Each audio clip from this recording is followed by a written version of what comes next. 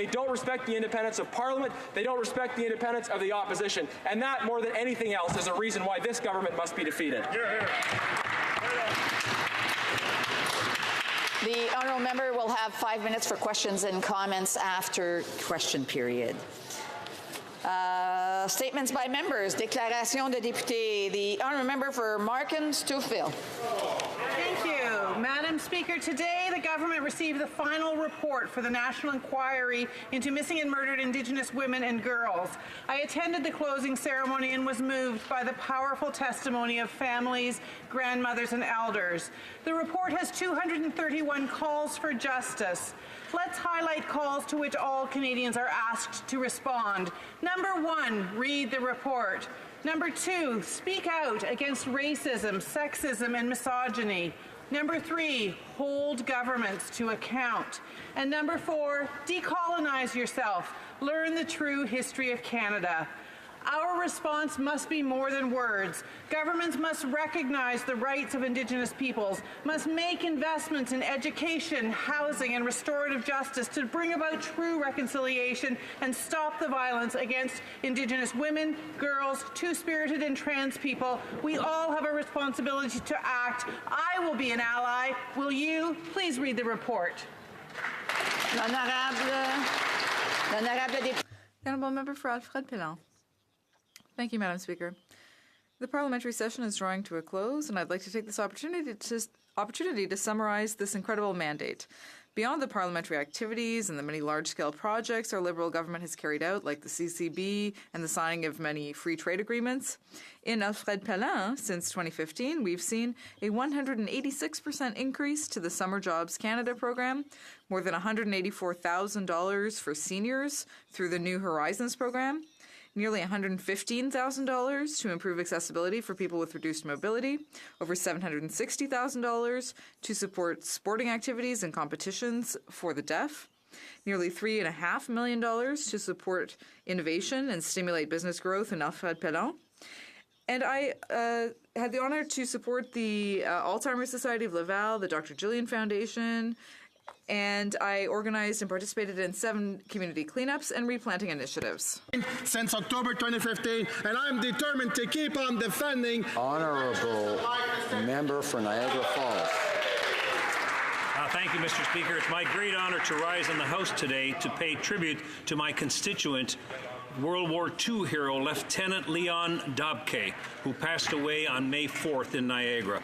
Leon enlisted in the Army at the age of 14 in response to German troops attacking and destroying the Polish Air Force. He went on to fight with the Allies in Britain, Poland, Italy, Sweden, and France, culminating in the liberation of Bologna, Italy, and the capture of Mussolini.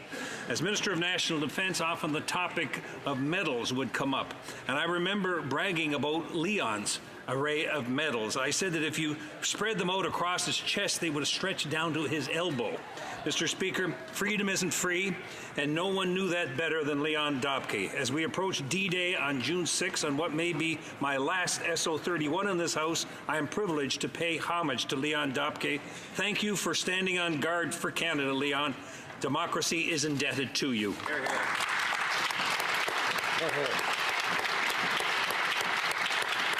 Honourable member for Newmarket Aurora. Mr. Speaker, I want to express my heartfelt congratulations to the Newmarket Farmers Market, which is celebrating its 20th anniversary this season. The first market was actually held on June 1st, 1871. Spurred on by this tradition, the latest revived market began in May 1999. Every Saturday morning from May to October, a band of farmers, vendors, and volunteers transformed the Riverwalk Commons into a bustling hive of activity reminiscent of the town's historic beginnings as a new market. Thanks to the driving force of Maryland Church, Joe Sponga, and Jackie Plater, the market was revived 20 years ago. Many others, such as Margaret Koopmans, Julia Shipcott, and Matt Haggerty, helped ensure its early survival and later success. And of course, a special thanks to all the farmers who make the farmers market what it is. As their motto goes, Mr. Speaker, come for the freshness and stay for the fun. See you at the market.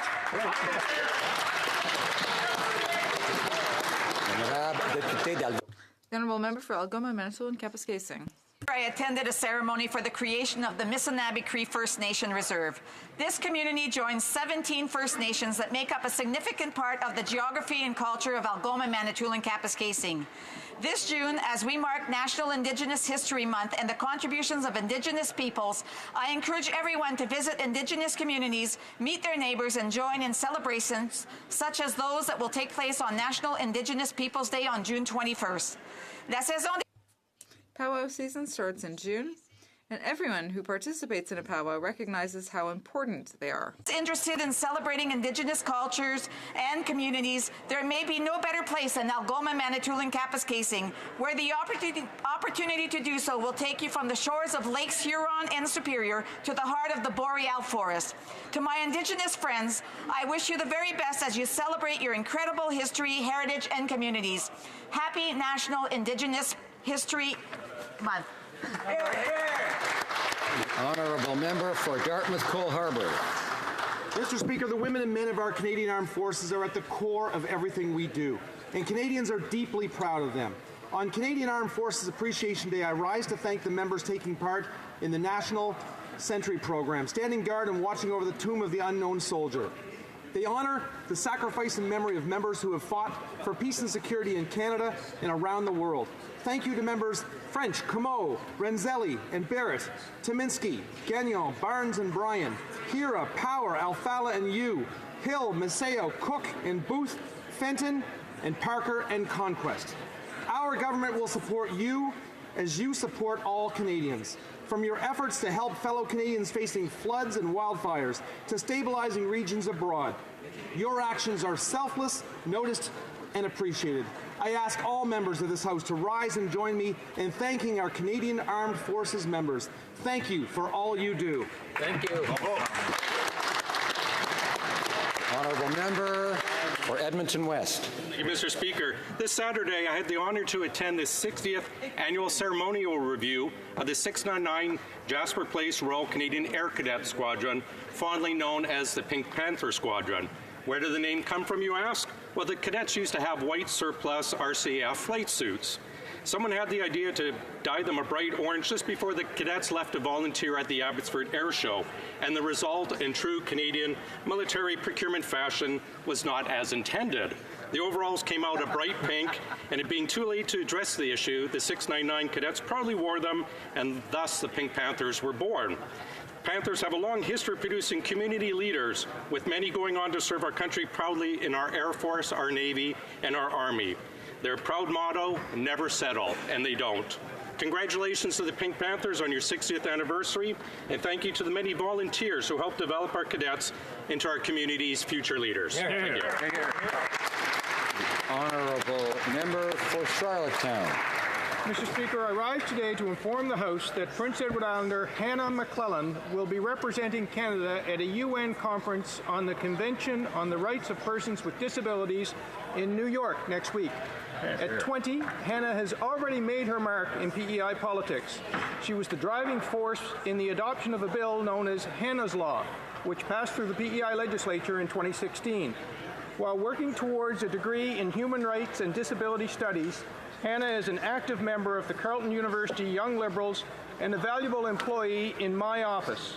She's a fixture in the gallery of this place, especially during the debate on the government's bill to create a barrier-free Canada. Hannah most recently represented the riding of Cardigan in Parliament during the Daughters of the Vote, where she gave an impassioned speech on Bill C-81. And Ms. McClellan, I'm proud to say that persons with disabilities have a formidable advocate. And Mr. Speaker, today also happens to be her birthday. Happy birthday, Hannah. Well done. Member for Mississauga East Cooksville. Mr. Speaker, in June we celebrate Portuguese Heritage Month and the great contributions made by Canadians of Portuguese descent. The Luso community in Canada numbers over 480,000 members, and we thank them for their contributions in shaping our communities from coast to coast to coast.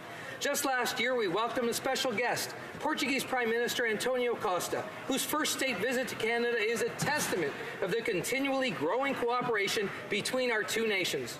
Portugal Day, June 10th, is celebrated both in Portugal and around the world by Portuguese, honoring the 16th century poet Luís de Camões, whose prose captured Portugal's age of discovery.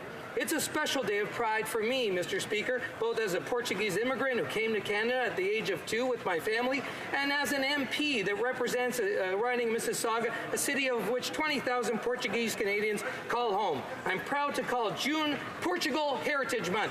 Viva Canada! Viva Portugal! Honourable member for Haliburton, Kawartha Lake, Sprock. Mr. Speaker, the Prime Minister made a lot of promises during the 2015 election to balance budgets and support the middle class. He's failed on his promise to lower the federal debt to GDP ratio every single year he's been in office. He's failed on his promise to run tiny $10 billion deficits, outspending every government in Canadian history outside of those fighting global wars or recession. He broke his vow on a key pledge that the new 33% income tax bracket cuts and increases would be revenue neutral. He hasn't fulfilled his promise to provide a costing analysis for government bills. He broke his pledge to invest in better home care services for families struggling to support loved ones. He didn't remove the GST as promised on new capital investments in affordable rental housing. Oh, and he botched his promise to balance the budget by 2019. Now he's making more promises for the election this fall. It's no wonder Canadians don't trust him anymore. He's simply not as advertised. The Honourable Member for Ottawa-Vanier. Mr. Speaker. June is ALS Awareness Month, a time to raise awareness and funds for research and support services for this devastating disease. Some 3,000 Canadians are currently living with ALS. It's a disease that can hit anyone, and it affects the patient's entire family. Continue to ensure that those with ALS feel supported, advocate for better awareness, and promote research initiatives that will help us find a treatment. ALS is a devastating disease, and we need to do more to fight it. It's a cause I care very much about, and it's important to keep spreading their message. In memory of my predecessor, the remarkable and inspiring MP Maureen Bélanger, I would like to recognize all of those affected by ALS across the country. Our hearts are with you this month and every month. Merci beaucoup. Thank you.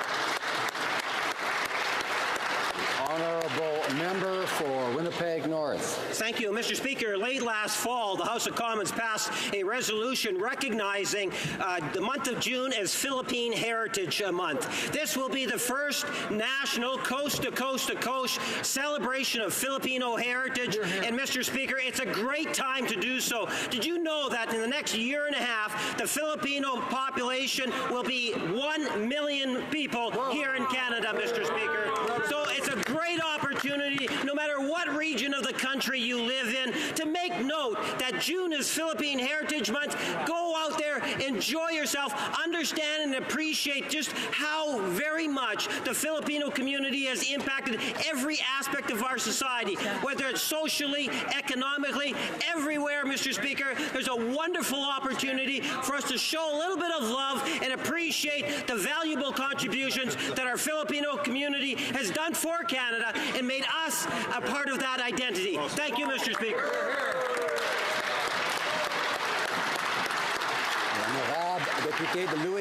The Honourable Member for Louis Saint Laurent.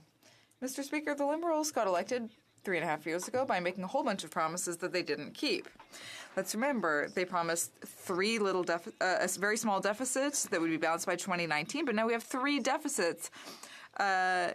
And it's 2019. They had promised that this would be the last time that there would be an election under the first-past-the-post system. But finally, the Prime Minister realized that that didn't suit him, and so he broke his promise. They promised to have no more omnibus bills, but they did. And the result was there was this terrible SNC-Lavalin scandal that ended with the expulsion of 2 female MPs from the Liberal caucus. They promised to invest massively in infrastructure, but they've spent less than a third of what they promised they would. But they took $4.5 billion of taxpayer money and sent it to Houston.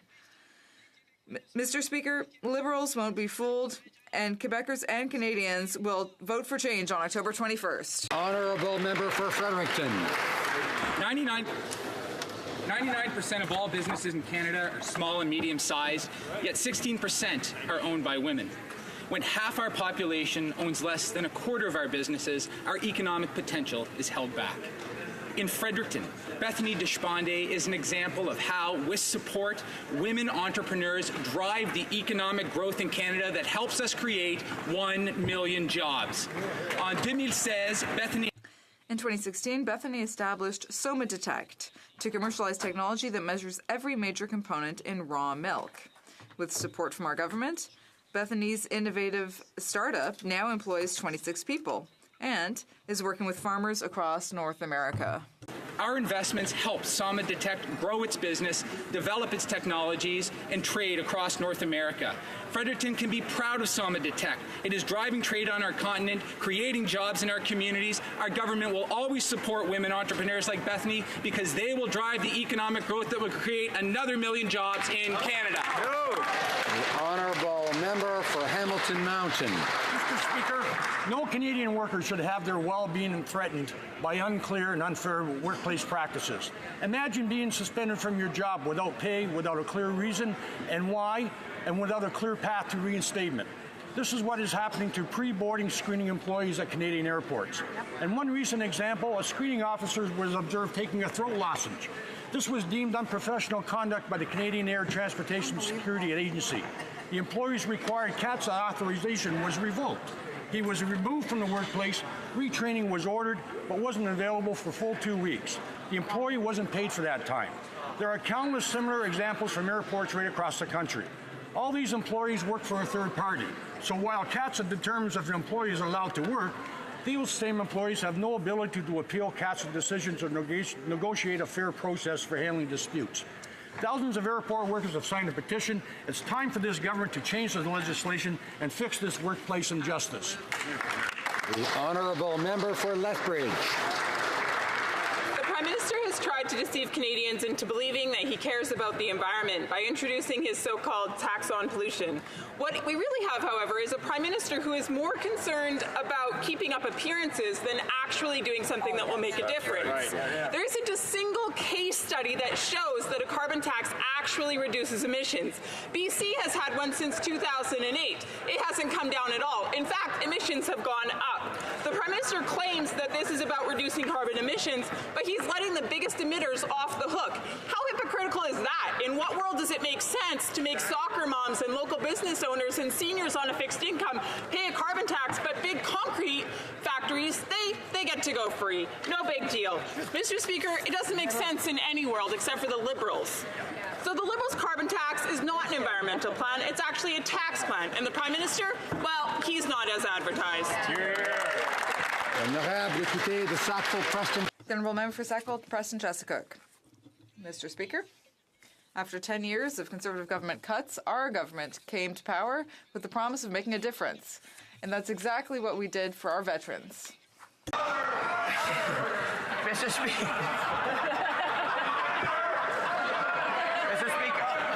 Mr. Speaker, the Conservative Party balanced the budget on the back of the veterans. We, in Nova Scotia, the Conservative Party were trying to close Camp Hill Hospital, and we refused. We stopped them from doing it. We added beds to meet the needs of our modern-day veterans. Mr.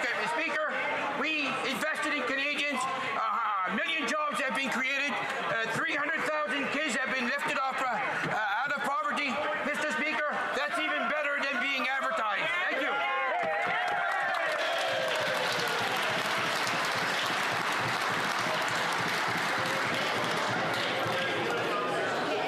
Questions orales. Alors. Oral questions. Order, please. Questions. The Honourable Leader of the Opposition. Mr. Speaker, today the inquiry into missing and murdered Indigenous women released its report, and of course our hearts go out to those that have lost family and loved ones. This report calls attention to gaps in our criminal code that make it easier for vulnerable people to be exploited. Advocates have been calling for more action on specifically human trafficking, which also includes funding for survivor services and public awareness. Will the Prime Minister agree that more action needs to be taken to combat human trafficking and protect those most vulnerable? Minister of Indigenous Services. Our government is committed to ending the ongoing national tragedy of missing and murdered Indigenous women and girls. We thank the Commission for its work in identifying systemic causes of violence against Indigenous women and girls and for their substantive recommendations on a path forward. Our job now is to develop a national action plan to implement the recommendations in partnership with First Nations, Inuit and Métis governments and organizations, survivors and families. We must all work together to end this ongoing national tragedy, and Canadians should expect no less. Thank you, Mr. Speaker. The Honourable Leader of the Opposition. Mr. Speaker, a healthy democracy relies on an independent press free from political influence. This independence is now at stake with this $500 million media bailout. The Canadian Association of Journalists has serious concerns about this process, the role of the advisory committee, and the powers conferred to the minister. When will the Prime Minister realize the damage he's doing to our free press by trying to stack the deck in his favour for the next elections? The Canadian Minister of Heritage. We, throughout the world, have seen a series of attacks against the free press, and the Conservatives have decided to dedicate a whole day to attacking the press. And this is worrisome. The Conservatives are directly attacking our democracy. We are always going to support a free, strong, and independent press on this side of the House. Position. Mr. Speaker, Conservatives are attacking this Liberal government, stacking the deck in its favor. We all agree that an independent press is important. It's the Liberals that are undermining that in this country. Right. Unifor boss and good Liberal friend Jerry Diaz said last week, "Am I coming out against the Conservatives?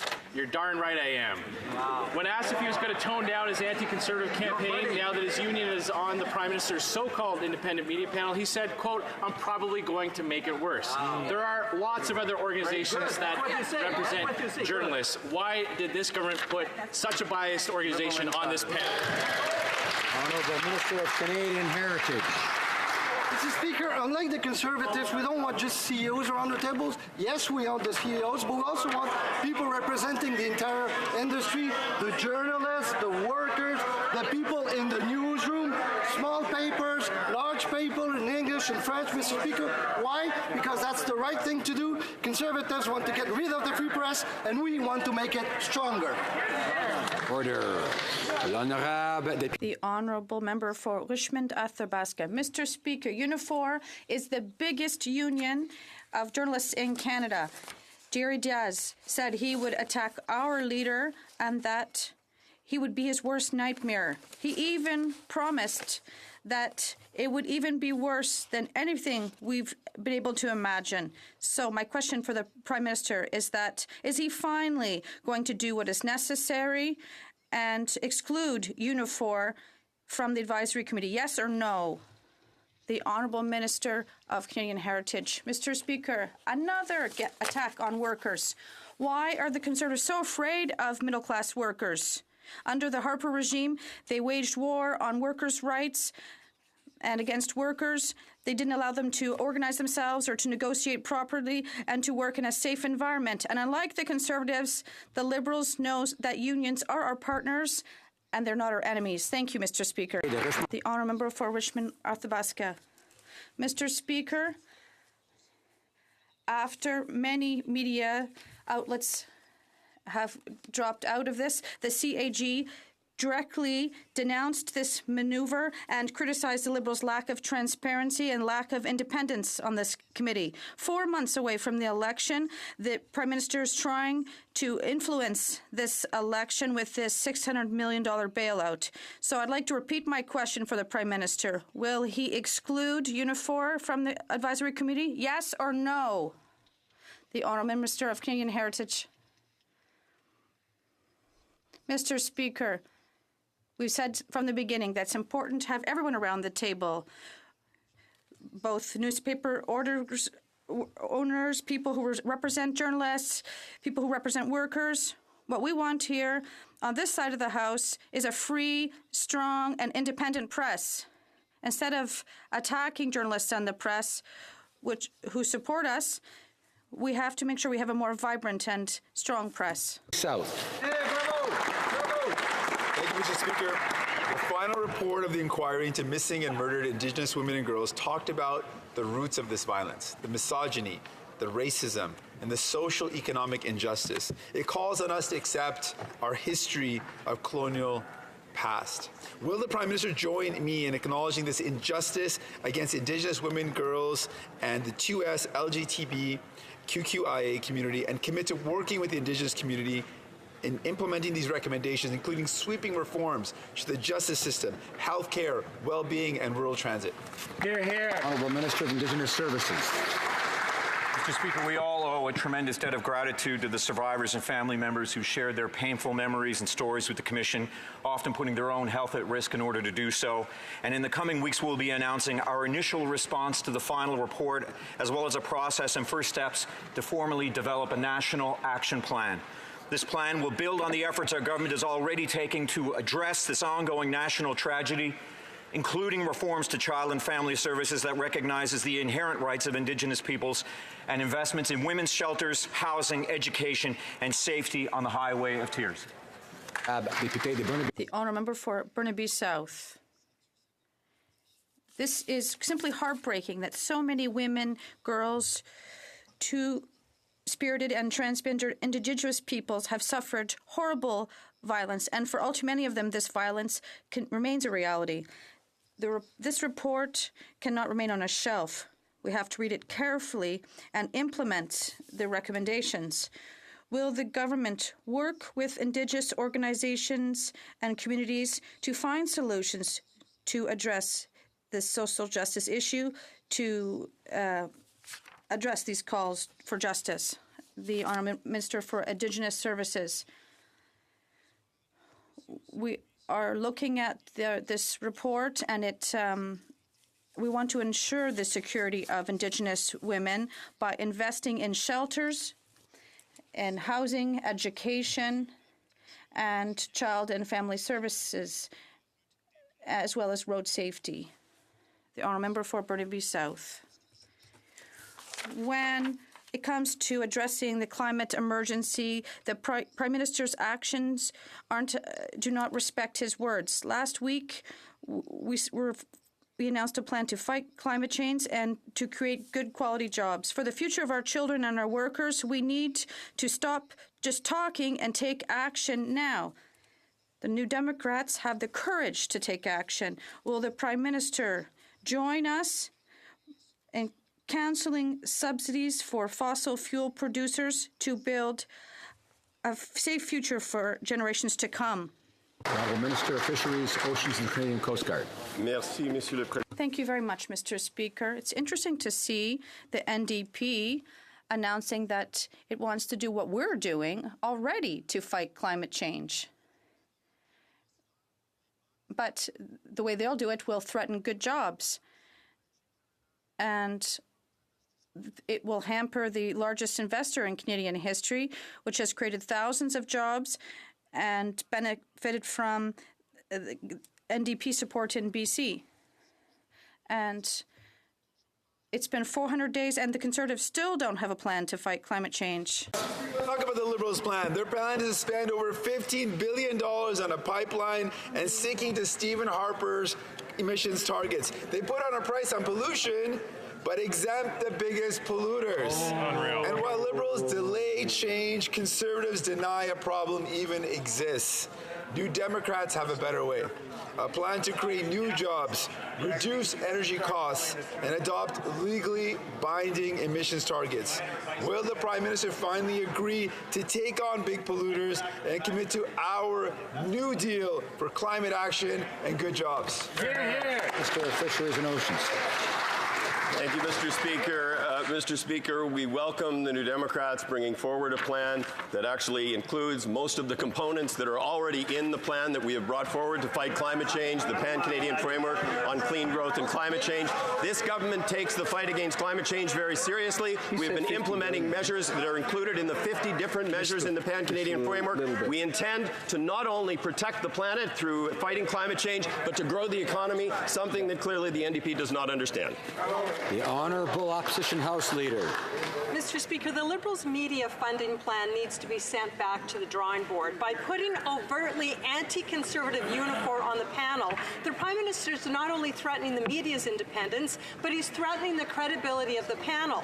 And now even the Canadian Association of Journalists has spoken out about the lack of transparency of the bailout. Will the Prime Minister start respecting journalists and fix this mess that he's created? Hear, hear. Minister of Canadian Heritage.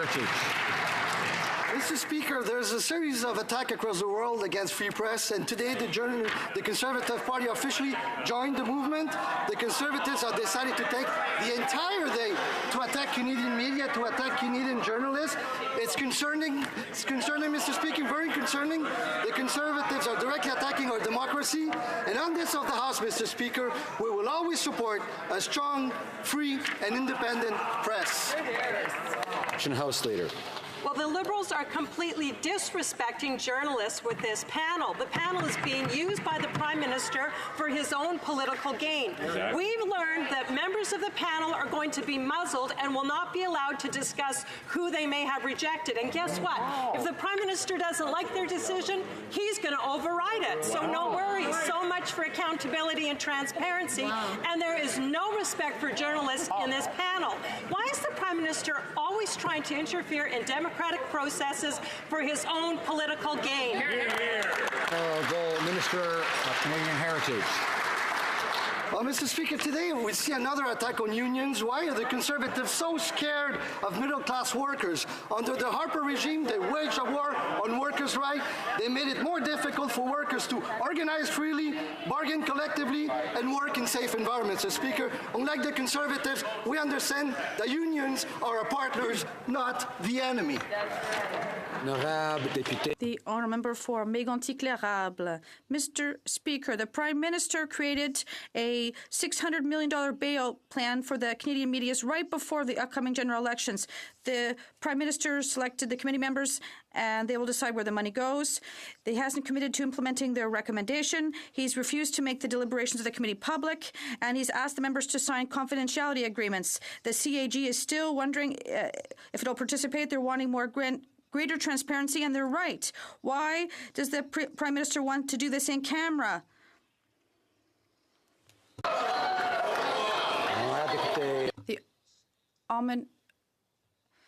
He used a non-parliamentary word, and I would like him to apologize for using it. The honourable member for Mégantic-L'Érable. That is unparliamentary. You must apologize for that language. I apologize for that term.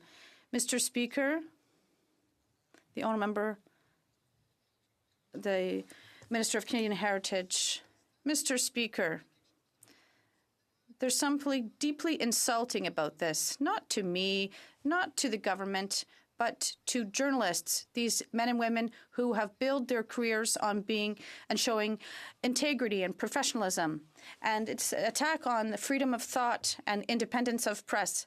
Today, the Conservatives are telling us that these individuals should be excluded. It's an insult to these journalists, to the media, and even to our democracy. The honourable member for Mégantic-L'Érable. Mr. Speaker, Uniform is a large union representing the highest number of journalists in Canada. It was asked by the Prime Minister to sit on the committee that will decide how this money will be spent. Many journalists and the Canadian public are shocked by this appointment. Jerry Diaz, the President, a good friend of the Prime Minister, was clear. His union will be the Conservatives' worst nightmare for the 2019 election. What is the PM waiting for to end this anti-democratic masquerade? The Honourable Minister of Canadian Heritage. Mr. Speaker, this is an attack on workers, and why are the Conservatives so afraid of the middle class and of our workers?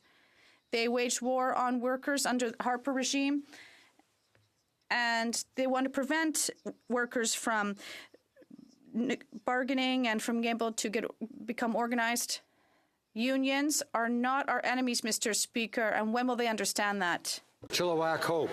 Well, the Canadian Association of Journalists is calling for transparency when it comes to the government's $600 million media bailout, but that's not what these Liberals are offering. Instead, journalists on the panel will be muzzled with confidentiality agreements. We won't know who the Liberals reject for funding. Decisions will be made behind closed doors, and the minister can arbitrarily overrule the panel.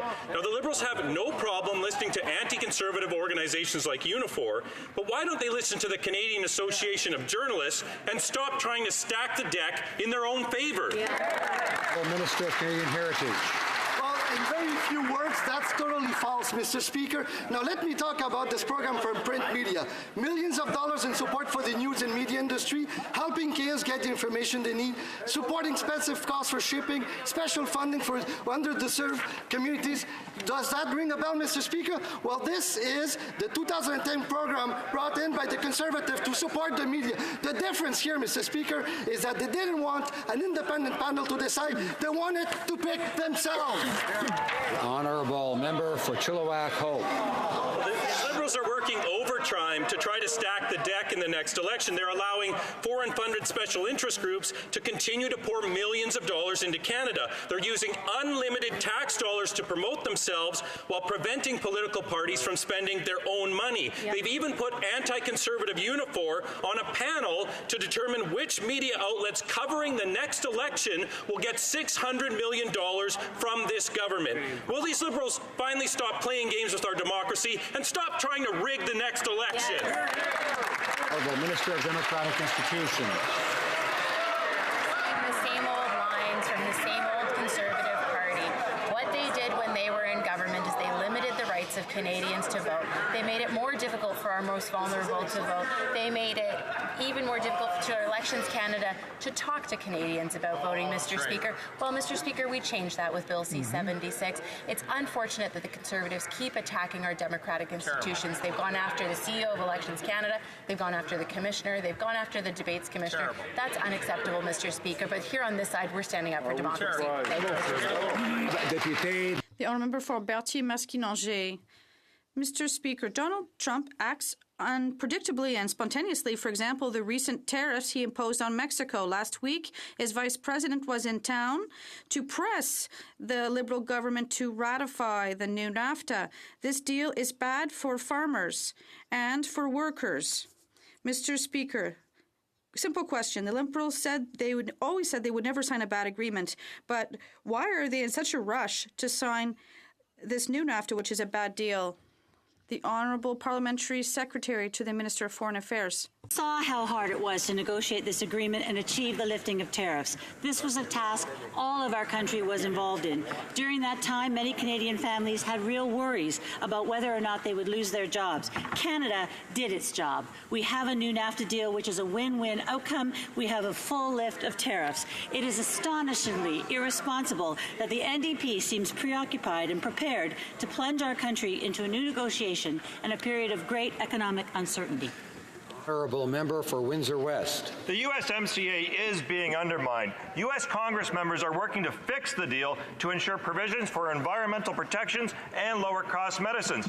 In response, the Liberals are trying to cut Congress at the knees by fast-tracking the deal, undermining their progress. Now, moments after the U.S. Vice President left Ottawa, President Trump imposed new tariffs on Mexico. Liberals made this concession-based deal with the trade-off being certainty from Trump. Now that Trump has undermined the only gain the Prime Minister could cling to, will the Liberals finally stop undermining Congress, who are trying to fix the deal for all of us? Hear, hear. The Honourable Parliamentary Secretary. Mr. Speaker, Canada and the U.S. share an incredibly important relationship. It is naive to pretend otherwise. Last week's visit was an opportunity to discuss the new NAFTA, which provides economic security for our workers. It was an opportunity to discuss the situation facing our two Canadians detained in China. As a result of this meeting, Canada and the U.S. released a joint statement firmly rejecting those wrongful detentions and calling for the immediate release of Michael Kovrig and Michael Spavor. These are important conversations that we will always continue with the United States. Member for Calgary, Rocky Ridge. Mr. Speaker, the Auditor General is sounding the alarm. For the first time in Canadian history, he will be unable to complete his audits because this Liberal government has refused to fund his important work, including audits on cybersecurity and Arctic sovereignty. The Liberals keep claiming that they support the Auditor General, but those are just empty words unless they give his office the funds he needs. And we're running out of time. Will the Prime Minister reverse his position of starving the Auditor General's office and give him the funds that he needs to do his job? President of the Treasury Board. Mr. Speaker, our government's committed to supporting the ongoing and important work of the Auditor General. Where an officer of Parliament, such as the AG, identifies the need for additional resources, we consider that very carefully. But I'd like to mention to the member opposite, it was the Conservatives that cut 10% out of the Auditor General's budget. It was the Liberals that reinstated that budget. Order. The Honourable Member. Order. The Honourable Member for Calgary Rocky Ridge. Well, Mr. Speaker, at no point in Canadian history has the Auditor General ever said that he couldn't do his job for lack of funding up until now. Under the previous government, he never cancelled audits. But these Liberals have a track record of rewarding their friends and attacking those who would try to hold them to account. Canadians depend on the Auditor General to provide transparency and to tell us the truth. This is completely unprecedented, and it goes right to the heart of Parliament's responsibility for accountability. So why does this government hate accountability so much that it's willing to silence the Auditor General? Honourable President of the Treasury Board. Committed to accountability and transparency. But the member opposite believes that by cutting the Auditor General's budget 10% when they were in government, that they were enabling his job and to do his job is completely unbelievable. Mr. Speaker, we consider these requests. We will ensure that the office can continue to do its important work for Canadians efficiently and effectively. Order. Members should understand, of course, that freedom of speech in this place depends on members allowing others to speak, even when they disagree, and not interrupting. The Honourable Member for Louis Saint Laurent. Mr. Speaker, since the Auditor General has existed, it has always been able to conduct its audits, and it's never had, in the history of our country, been unable to complete an audit because of a lack of funds. And that's exactly what's happening right now. Last week, the Auditor General rang the alarm, and he wants to continue his audits on cybersecurity and Arctic sovereignty, but the government hasn't given it the necessary funds. Will the government support the Auditor General and give it the means to do its work? The Honourable President of the Treasury Board. Mr. Speaker, our government has committed to support the Auditor General, but the Conservatives, when they were in power, cut the AG's budget by 10%. Why? Why did they do this? Why did they not give him the necessary funding, which us as Liberals did? We are going to continue to support the very important work of the Auditor General, this agent of Parliament. The Honourable Member for Louis Saint Laurent. I'd like to congratulate the Minister for his French. It's not because she speaks in French that we agree with what she says, because what she says has nothing to do with the facts. Here are the facts. The Auditor General last week said that he has no longer the necessary funding to conduct his audits. Never in the history of our country has this happened. The Auditor General is our watchdog. He's there to say if the government spends too much or doesn't spend the money correctly. Can our government accept the request of the Auditor General so that they can do his work properly? Yes or no? The Honourable President of the Treasury Board. Mr. Speaker, our government has committed to support the work of the Auditor General, the very important work. It's very confusing what the Conservatives are doing, because they are the ones who cut $500 million from the Auditor General's budget. he cut the revenue industry minister's funding by $1 billion. And why? Windsor Tecumseh. Mr. Speaker, Mr. and Mrs. Karki, age 66 and 69, missed their flight from Vancouver to Edmonton after being left in their wheelchairs without assistance for hours at the airport. They couldn't go to a washroom or even get a drink of water. Now, this Liberal government passed an Accessibility Act that exempts the Canadian Transportation Agency from enforcing it. How can we rely on airlines to include people with disabilities when Liberals failed to make it mandatory in Bill C-81? Parliamentary Secretary to the Ministry of Transport. Mr. Speaker, we're focusing on making Canada more accessible, and we're sorry to this situation that happened to this couple. Our government takes accessibility in Transportation Canada very seriously, and we're standing up for the Canadian air passengers to ensure they are treated with fairness and respect. Through the Accessibility Canada Act, we are taking concrete steps to move forward a barrier-free Canada for all Canadians. The Canadian Transportation Agency are experts in the passenger consumer issues and complaints, and I would very much recommend that these individuals approach that agency with any complaints they have. Honourable Member for Hamilton Centre. Mr. Speaker, this is the first time in the history of Canada that the government of the day has failed to adequately fund the work plan of the Auditor General.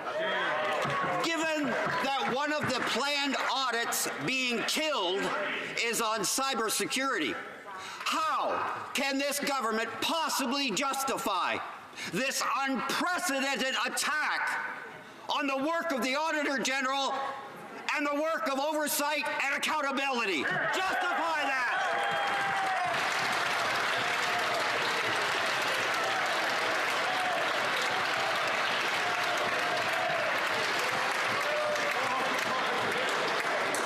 The order.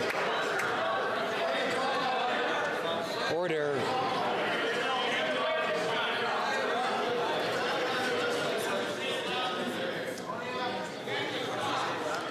Order. Order. The Honourable President of the Treasury Board. Mr. Speaker, our government is committed to supporting the important work of the Auditor General. Where an officer of Parliament, such as the Auditor General, makes a request for additional budget, we take that request very seriously. My question to the member of the NDP is, where was he when the Conservatives cut 10% out of the Auditor General's budget, as well as cutting $500 million out of the RCMP, millions out of the CRA, and so many other things that they did to undermine our democracy and accountability? Order. Order. Members have to let other members speak, even when they don't like what they're hearing. Please. And the Honourable Member for Davenport. Order. Mr. Speaker, thalidomide was used off-label in the 1950s and early 1960s to treat morning sickness in pregnant women. The drug had devastating consequences and led to miscarriages, birth defects such as missing organs and stunted limbs, and premature death. Our national government has taken action in launching a new, more compassionate support program, the Canadian Thalidomide Survivor Support Program. Could the Minister of Health please give us an update on the status of this program and how it will help thalidomide survivors? Thank you, Mr. Speaker. Honourable Minister. Thank you very much, Mr. Speaker. I'd like to take this opportunity to thank the member from Davenport for her important question and her advocacy on behalf of thalidomide survivors. Our government believes that thalidomide survivors deserve to live the rest of their life in comfort and dignity. We've held a dialogue with the community and listened to their concerns with respect to the original program, which is why the new Canadian Thalidomide Survivor Support Program will use a probability-based medical assessment process to determine eligibility. I am very pleased to announce that the applications were officially launched today. Thank you, Mr. Speaker. The Honourable Member for Charlesbourg-Haute-Saint-Charles. Mr. Speaker, last week I asked the Prime Minister a question about public safety, but he didn't answer the question, so I'll ask again. A couple of weeks ago, 2 men were arrested in Richmond Hill in possession of explosives. 24 hours later, radio silence. The minister said the incident was not a matter of national security, even though the FBI is involved. When are they going to give Canadians the straight goods on this case? The Honourable Minister. In court amply show the case being investigated by the York Regional Police relates to the illegal possession of explosives. The investigation is early and ongoing. There is no information available about motive or other factors. To date, the York Police have not referred the matter to federal policing or to the National Security Unit of the RCMP. The Honourable Member for Charlebourg, Haute-Saint-Charles. Mr. Speaker, when I asked the question last week to the Prime Minister, we were told it was not a matter of national security. The Minister is now giving us a bit more information. We just want to know, were those explosives potentially a threat to national safety? The Honourable Minister. The case is being investigated by the police of local jurisdiction, the York Regional Police. If they believe they have some need for the federal policing services of the RCMP or the national security services of the RCMP, they will ask for it. The FBI, referred to in the honourable gentleman's question and in the heckling across the floor, the FBI investigates a tremendous number of federal offenses in the United States, national security, but many, many more. Honourable Member for Calgary, Nose Hill. I felt it's unfair, and I felt it's like a third world country where things can be manipulated and deals can be reached on something which was a government process. These are the words of a new Canadian upon finding out that the Liberals secretly awarded Canadian residency as a settlement or a prize to people that were suing them. Unbelievable. Is the government expecting further lawsuits as a result of the chaos that they've created in Canada's immigration system?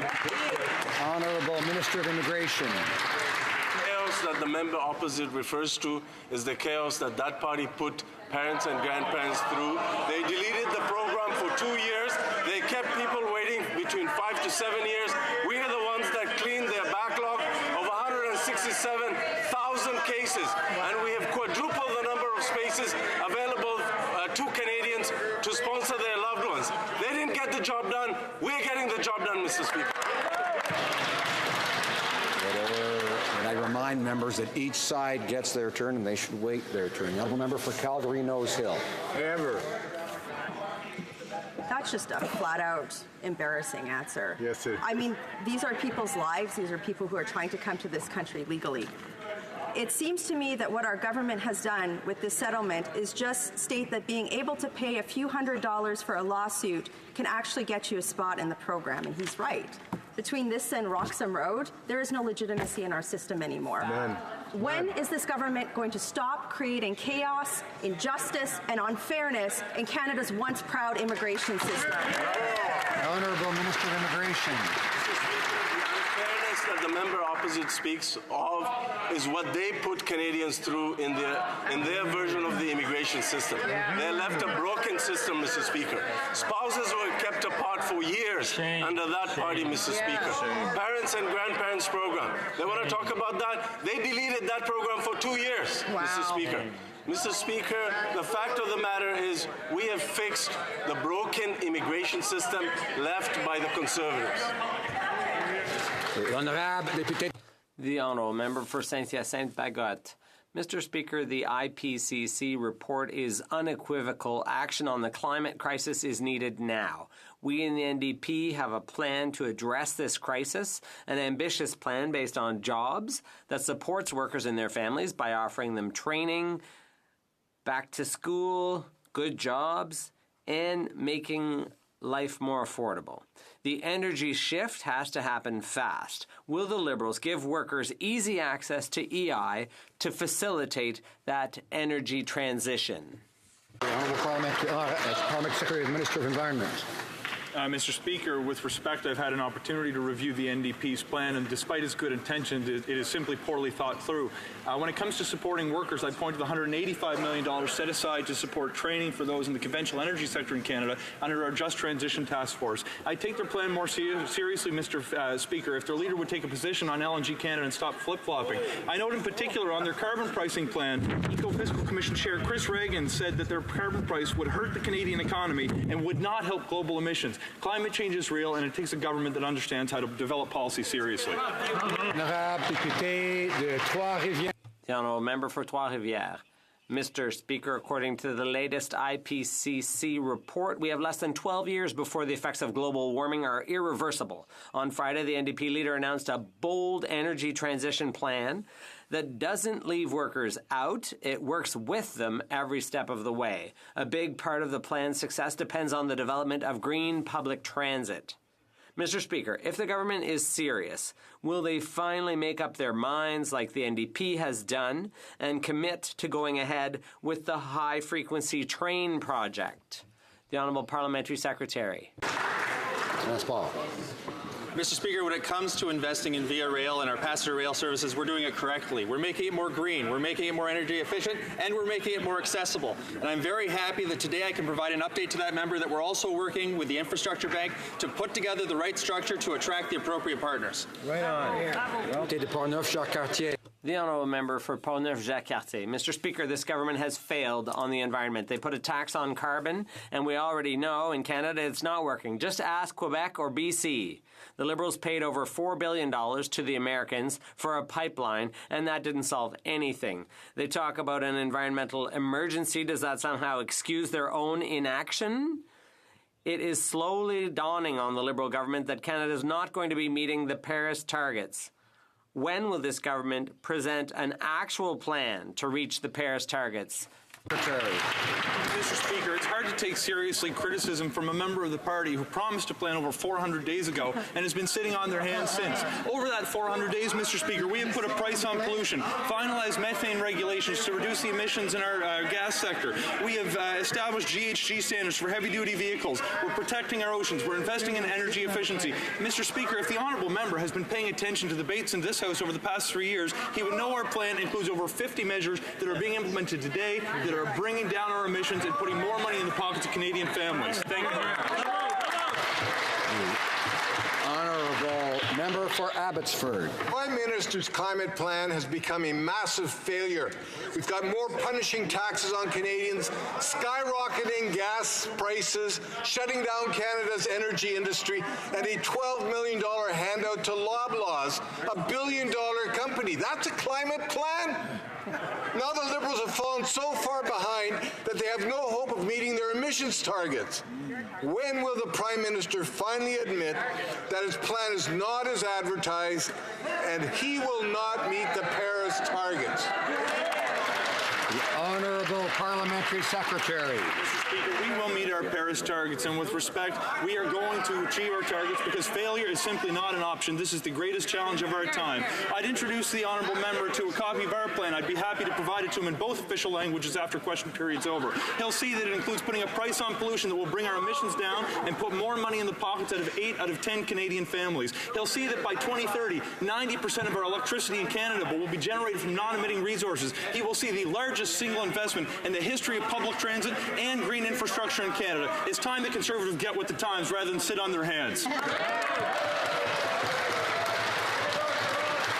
Honourable member for Lakeland. But the Liberals won't meet the targets, and they don't have an environment plan. They just have a tax plan. And, Mr. Speaker, for months, businesses, municipal and provincial governments, and Indigenous communities have called on the Liberals to kill Bill C-69. The Senate Energy Committee made amendments in consultation with impacted industries and supported by provinces to fix the worst of this bill to give some certainty to job creators. So will the Liberals confirm today that they will accept 100% of those amendments in the House of Commons? The Honourable Minister of Natural Resources. Mr. Speaker, the purpose of Bill C-69 is to replace a broken system that we inherited from the Harper government. Bill C-69 would allow good projects to move forward. It will allow Canadians to participate in the regulatory process. It will allow us to protect our environment. I have always said we are open to amendments that will strengthen and improve this legislation, and we look forward to the work being done by the senators. Honourable member for Yukon. I know the Minister of Finance has been very generous in the past for the North and the Arctic with record increases in funding for northern allowance rates, northern infrastructure and trade corridors, childcare, mental health, home care, addictions, Indigenous languages, post-secondary education, sports, tourism and training, Arctic renewable energy, housing, homelessness, opioids, seniors and veteran services, doubling the summer student jobs, a 777-kilometer new internet line in the arts. But what has the Minister done for us lately? The Honourable Minister of Finance. Sure. I'd like to thank the member from Yukon for his question, but also for his tireless advocacy on behalf of people in the Yukon and people broadly across the North. He does a fantastic job. What we will have seen in Budget 2019 is we put $700 million over 10 years for the continued prosperity of Arctic and Northern communities. A couple of things that the member from Yukon has personally advocated for, like the mineral exploration tax credit extending to 5 years, and importantly, funding for a science building at Yukon College so we could have the first university north of 60. His advocacy was very important in these efforts. Thank you. Honourable member for Central Okanagan, Similkameen, Nicola. Mr. Speaker, the Prime Minister has failed on free trade between our provinces. As an example, he fought against the right of Canadians to buy wine from one province and bring it to another. He introduced a so-called Canada Free Trade Agreement, where half of the agreement is a list of things you can't trade. Canadians are frustrated that it's easier to buy and sell to the Americans than between our own provinces.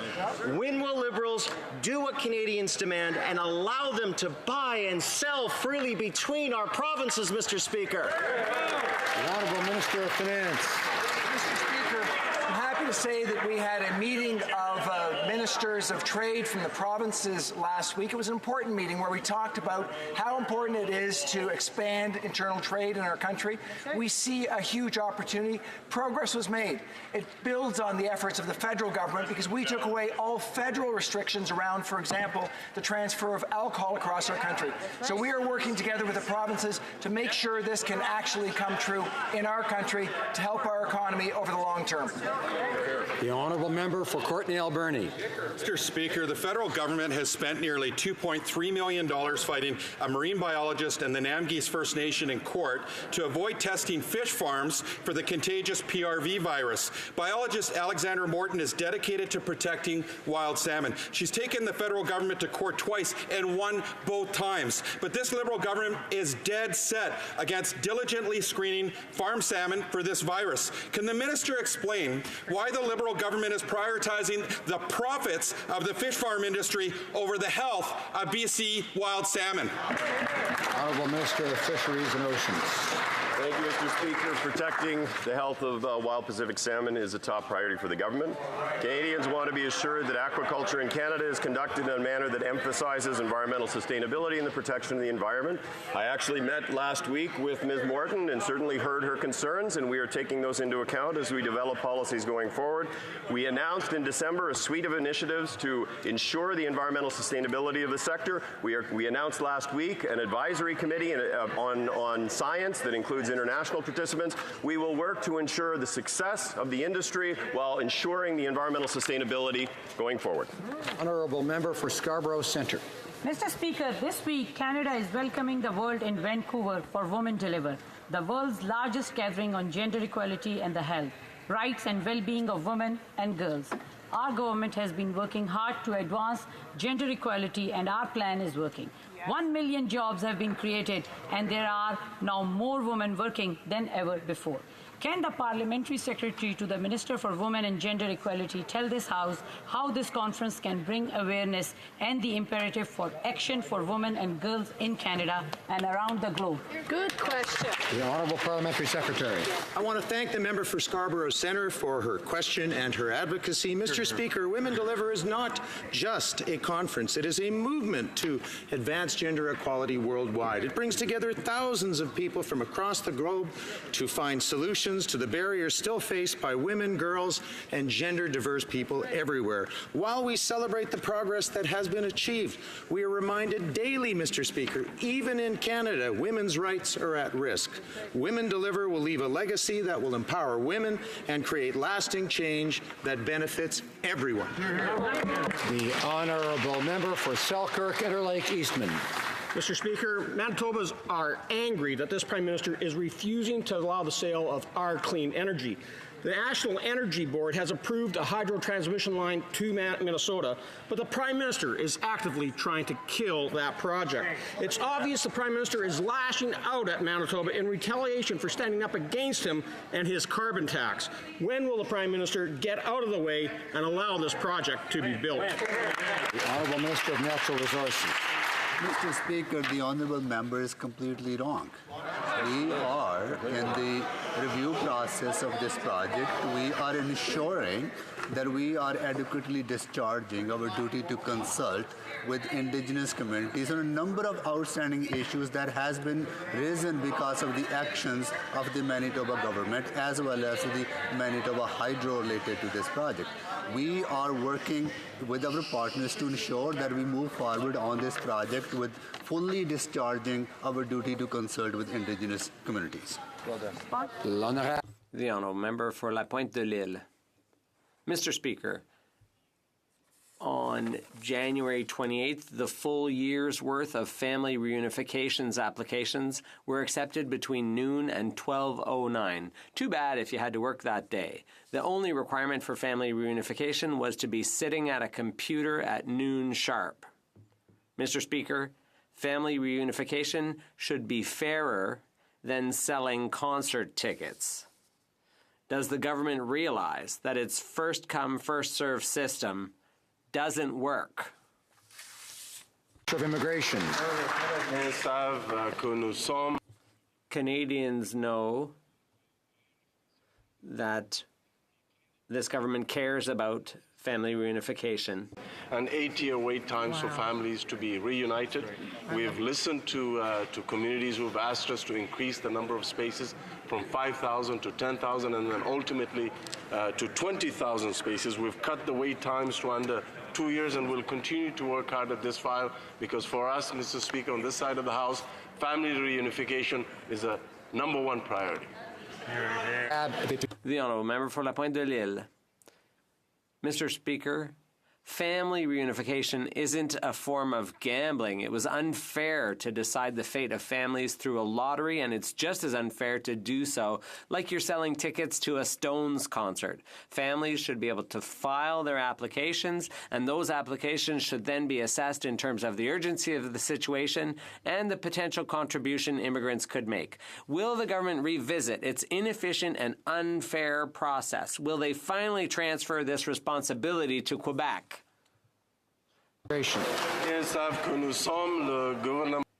Canadians know that we are the family, that the government that's going to bat for family reunification. Carefully to how we can continue to improve the system. The fact is we have 4 times more spaces available for Canadians and permanent residents to sponsor their parents or grandparents. We work with the community to ensure that any tweaks in the system need to be considered. We have cut the wait times below 2 years and will continue to work hard to reunite more families than ever before, Mr. Speaker. Honourable member for Regina Louvain.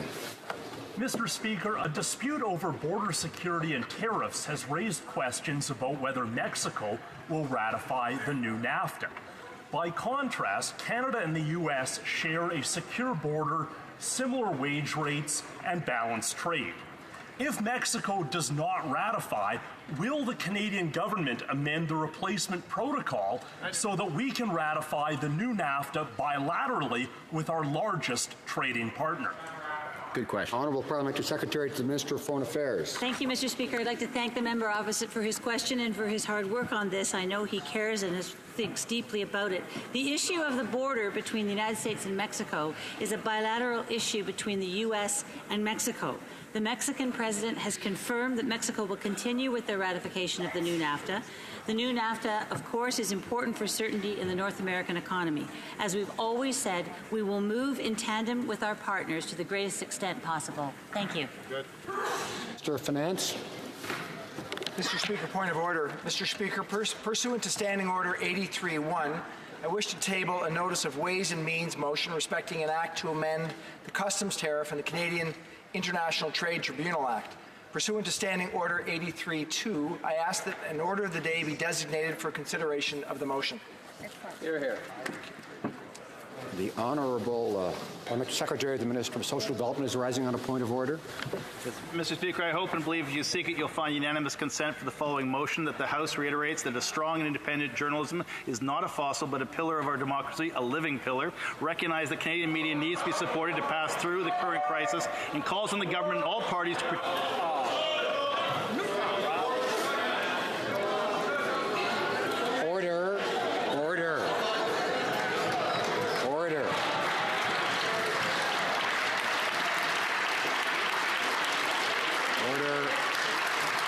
A couple of points about these requests for unanimous consent. Order. Members will may recall that I made a statement on this issue recently, a request for unanimous consent. When a member presents that, in fact, we expect that, in fact, there will be, because the member has consulted all the parties and they've gotten that consent. Now, it is important that the House hear the request and what it's about, but it's also true